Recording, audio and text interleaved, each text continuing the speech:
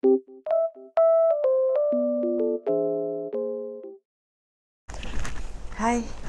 Assalamualaikum. Hari ni kita nak cerita pasal buku ni, Five Love Language of Children. Sebelum kita go deeper, apakah 5 love language tu, kita kena faham konsep dulu. Konsep of communication adalah transmitter dengan receiver. Jadi, in order for communication to take place, dia kena duduk dalam bandwidth yang sama. Jadi mungkin macam orang kata ayam ni itik. Kalau dia seorang cakap ayam, seorang cakap itik, dia orang tak faham kan. Jadi ayam ni kena bertukar jadi itik, baru itik ni faham ayam nak cerita apa. So inilah dia yang dia cakap dalam love language. Mungkin love language pemberi yang ni lain, love language penerima lain. So dia tak match. Bila tak match, dia akan timbulkan konflik lah. So kat sini kita kena kenal pasti apa love language kita sebagai pemberi, apa love language penerima. Apakah dia 5 language ni? Language yang pertama adalah physical touch. Physical touch ni dia memerlukan touching yang lebih, sentuhan. Generally memang budak-budak akan suka kita usik-usik dia, usap kepala dia, pegang-pegang dia, peluk dia kan. Dia orang memang suka. Tapi untuk spesifik untuk personality yang bercakap dalam touch ni, dia memerlukan lebih. Jadi cara yang kita boleh buat, kita boleh macam peluk dia beberapa kali sehari, usik dia. Kadang dia orang ni kalau dia tak cukup benda yang dia nak, bila parents tak faham yang dia sebenarnya memerlukan physical touch, tapi parents tu bukan jenis touchy-touchy, tak suka nak pegang-pegang. Mungkin dia akan sentiasa datang usik kita ke, langgar kita ke, tumbuk kita ke, suka nak duduk kat riba sebab dia whatever that yang ada touch lah. Sebab dia perlukan benda tu. So bila kita dah tahu, kita akan boleh terus datang, peluk dia, usap-usap kepala dia. Just give him atau her lah benda yang dia perlukan tu, physical touch tu. Nombor 2 adalah words of affirmation.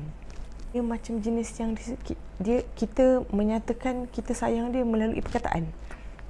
Kita affirmkan perasaan tu, macam I love you, awak ni baik, soleh, solehah, macam tu. Dia nak kita affirmkan, kita bagi tahu dia perasaan kita.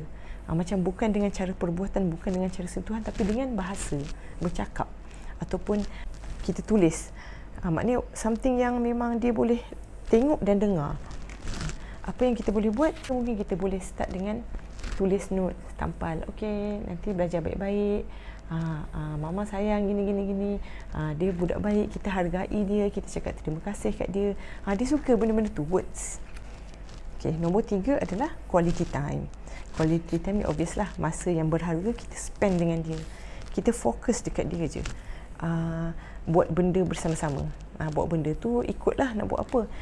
Main basikal, main kat luar, tengok dia main. Whatever yang membuahkan quality time. Janganlah duduk dengan dia tapi kita tengok handphone. Tu bukan quality time. Ini macam kita fokus kat dia. So apa yang kita boleh buat? So kita bolehlah allocatekan time. Dalam 1 minggu tu kita akan spend masa dengan dia. Ataupun dalam 1 hari 10 minit, 15 minit, kita tengoklah dia punya keperluan macam mana.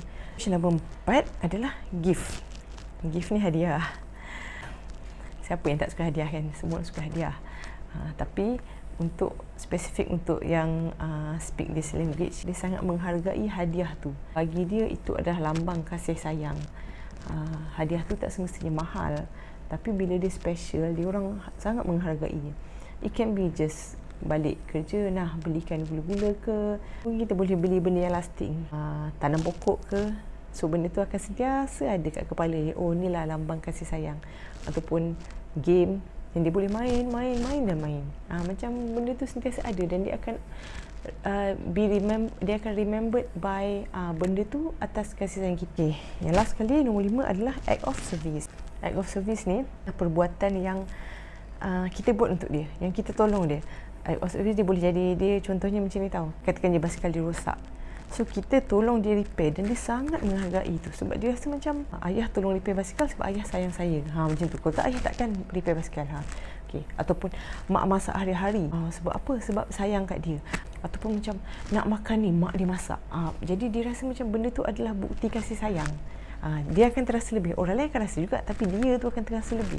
Dia sangat menghargai benda-benda yang berdasarkan perbuatan ni. Lepas kita dah tahu 5 tu, so next step adalah yang macam saya cakap tadi, kita kena tahu apa kita punya language dan apa penerima punya language, in order for us to speak the same language. Kalau tidak, tak sampai. Bagi 5 cara juga. Nombor 1, kita kena observe macam mana cara anak-anak tu cakap dia sayang kat kita. Mungkin dia jenis yang I love you mama, I love you papa. Dia berdasarkan words. So itu mungkin punya language adalah words of affirmation. Ada juga mungkin jenis yang asyik-asyik bagi hadiah. Asyik-asyik buat hadiah. Nah, ni hadiah untuk ni. Ada juga yang Sarah dah tolong mama kemas tu, kemas ni, kemas ni. Mungkin kalau dia often cakap macam tu adalah bukti yang okey, dia sayang parents dia, that's why dia buat benda ni. Dia dah kemas rumah, dia dah ni. Itu mungkin act of service. Macam tu lah. So kita kena tengok macam mana cara dia nak bagi tahu yang dia sayang kita. Okay, nombor 2, kita kena tengok macam mana dia express dia kasih sayang dekat orang lain. Dia selalu bagi hadiah dekat kawan dia. Mungkin dia gift, ataupun mungkin birthday kawan dia tapi dia nak bake a cake, ataupun dia nak buat something yang titik peluh dia. Benda tu kita nampak tak seberapa, tapi dia rasa effort dia untuk jadikan benda tu nampak macam okey, mungkinkah itu adalah act of service. Okey, nombor 3, kita dengar apa yang selalu dia request, apa yang selalu dia minta. Mungkin okey tak dia buat macam ni? Cantik tak lukisan dia? Mama cuba tengok ni, cantik tak? Dia nak kita cakap cantik, elok, baik. Dia nak words of affirmation. Kat situ words of affirmation. Ataupun yang tiba-tiba datang kat kita nak peluk. Mungkin dia selalu peluk. Sebab tak semua anak kita suka datang berpeluk-peluk tu kan, tak ada kan. Jadi mungkin dia memerlukan lebih peluk. Tapi kena tengok umur jugalah. Mama jomlah tengok ni, jomlah main sama-sama, jomlah ni.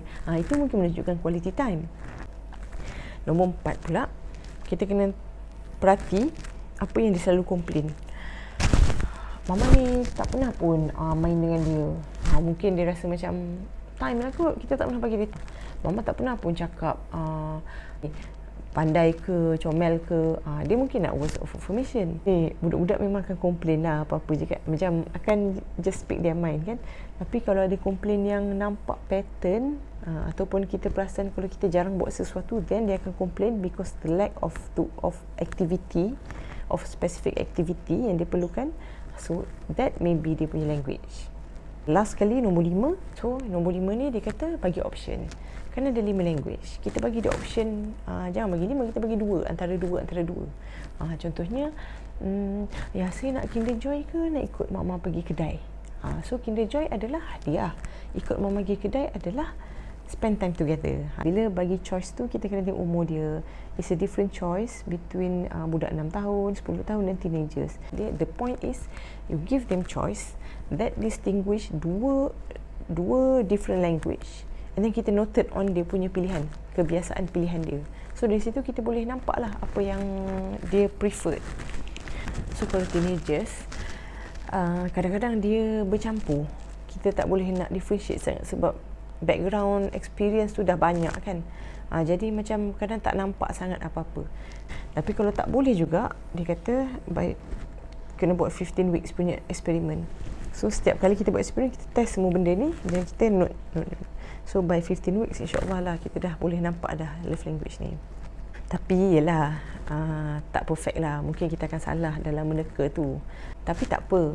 Yang penting kita speak semua 5-5 tu, supaya kalau kita tersalah teka pun, kita ada yang kena. Daripada 5-5 tu ada yang kena. Kita kena continue je lah cakap menggunakan 5-5 language yang dah beritahu tadi. So sebenarnya konsep love language ni benda yang sama lah kita boleh pakai untuk spouse juga kan.